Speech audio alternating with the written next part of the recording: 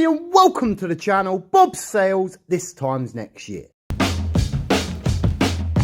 Calling all guitars, bringing all your friends, turning up the lights, that's how we begin. So today we're going to dig into the history of Emily the Strange. Emily the Strange is actually a symbol that took over goth culture. She'll be dropping to the Veve app Thursday the 24th of July at 12 PM PT, which of course is 8 PM UK time. Emily the Strange is a fictional character known for her gothic looks, deadpan sarcasm and outsider attitude. She is of course a 13-year-old girl with jet black hair, pale skin, a black dress, and she has 4 black cats: Mystery, Miles, Sabbath and Nietzsche. Mystery is actually the eldest cat and the only female in the bunch. She's always by Emily's side. Mystery is wise, menacing and not to be messed with. If you happen upon Mystery while she's napping, do your best not to wake her because she will turn savage. Nietzsche is actually the quiet, sly one, and he wouldn't actually be caught dead looking you in the eye. He actually has 6 toes paws and they're great for picking locks. Now Miles is the posse's creative genius. He's actually an improviser, a smooth talker, and he can run faster than any cat around. Put it this way, Miles is the one you want by your side when everything goes AWOL. Now Sabbath is normally the one you can actually see wandering off into the distance, hunting for adventures wherever it looks. His character is actually distinguished by the small nick in his hair and the pure rock and roll attitude. Of course, by the cats you can tell Emily is not your average girl. She actually embraces weirdness, questions authority and lives by her own rules. Her famous tagline is simply, "Get lost." Emily was actually created in 1991 by an artist and a skateboarder, Rob Rieger. This was under his company Cosmic Debris.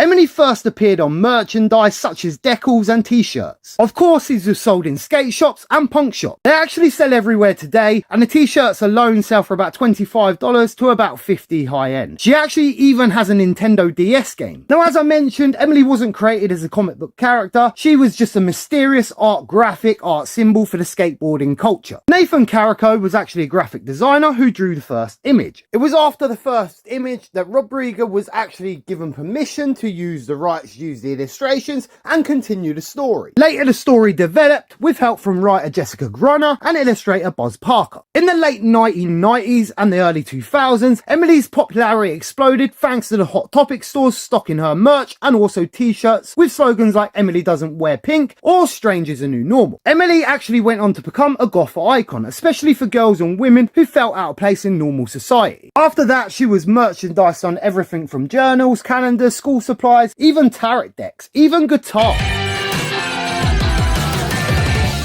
Diving off the stage, out you hit the floor, neighbors getting mad, cops are at the door. Emily the Strange was picked up in 2005 and published by Dark Horse Comics, one of my favourite brands by the way. These stories expanded Emily's world and her bizarre inventions, surreal adventures and inner monologues. The comics blended mystery, sci-fi and satire, often playing with format and breaking the fourth wall. Emily's books and comics have been translated into over 35 languages. 艾米丽，我要做个打破无聊的实验。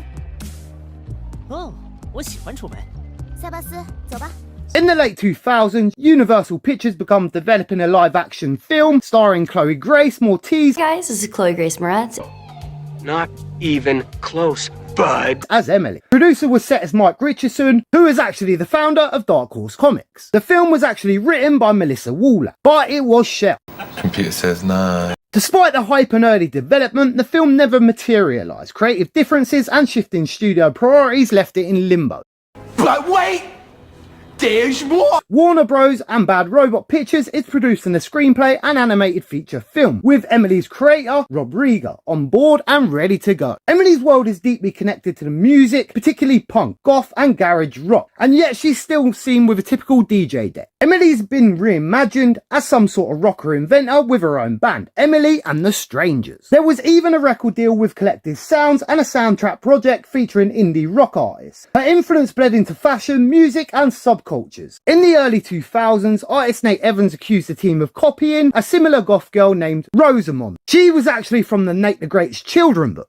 However, Cosmic Debris won the case, proving Emily was an original creation. This actually solidified her as unique, copyrighted, protected character, what we have today. I mean, you could argue she's more similar to Wednesday from the Addams Family. I mean, that was created in 1938. But every girl after that that's morbid, that has a black dress, that has bad attitude, could be compared to Wednesday. So I can actually see how that case was won. One of the other things I'd like to point out, I can see that the brand and Rob itself has a big anti-suicide message and share some awareness to some of the girls it represents. To talk, to never be alone. Recently we actually lost one of our own in Veve, just like that, so please never be afraid to reach out. So anyway, that's been the story, let's get to the drop. The Veve app are dropping 5 collectibles at blind box format. The cost price for each box is $20. The first up for grabs is Emily Will Leave You in Stitches. She will be minting 1,991 editions, and this is a common variation. The cat actually looks like her cat Miles down to the eye, but again this one's also very chucky foddered. The next edition is Friendship Almost. This is the uncommon variant, and this will be minting 1,491 editions. The next edition for grabs is Death Becomes Her Eventually. This is a rare, and this will be minting 991 editions. Now this is one of the more interesting ones. The collectible comes alive through augmented reality as her eyes open, scan the world and close again. Now I can actually see if you pull this up in 3D, it doesn't actually do that. The eyes simply move side to side, they're not closing and opening. So I'm hoping in the AR function that will actually do that. Now Troublemaker is the ultra rare, and the variation will be minting 591 editions. This is an animated 3D digital collectible, shows Emily mid-chaos, one eye shut as she aims her slingshot. Now this one on the store 3D, however, does actually show the animation, how it should. Last but not least, the secret rare is a non-sound of Strange. This one will be minting 291 editions, only has no animation, but the eyes weirdly look like they do follow you about. Now this collection is nice. I would say the uncommon or the rare is the one I'd want, obviously per secret rare, and that's always the highest value one. But the best I reckon are the rare and the uncommon. Now I do actually hope the description on the rare is right and the eyes will actually open and shut, but as I say in the 3D app, it didn't happen. Now we should actually mention San Diego Comic-Con 2025. This is scheduled for Thursday, July 24th to Sunday, July 27th, with a preview night kicking things off on Wednesday, July 23rd. Now both Veve and Cosmic Debris will be there in Here's Why That Matters. Emily's making her digital debut as shown in this video, but there is another edition. This is Emily and the Strangers. Grab a promo code at Emily the Strange booth to claim yours. Limited to 1 per account and it's first in, first served. 900 editions in total.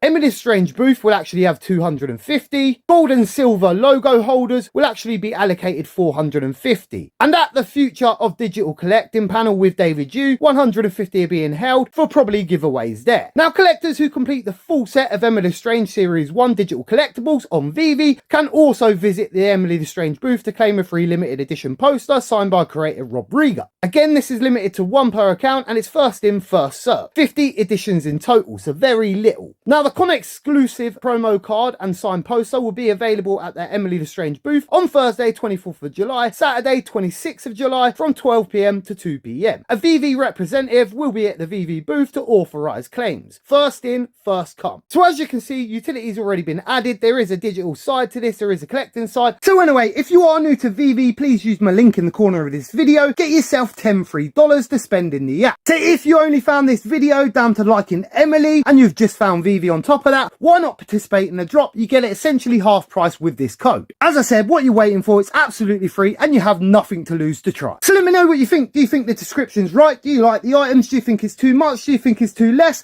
I've been your host Bob Sales. This time next year we will be millionaires. Peace!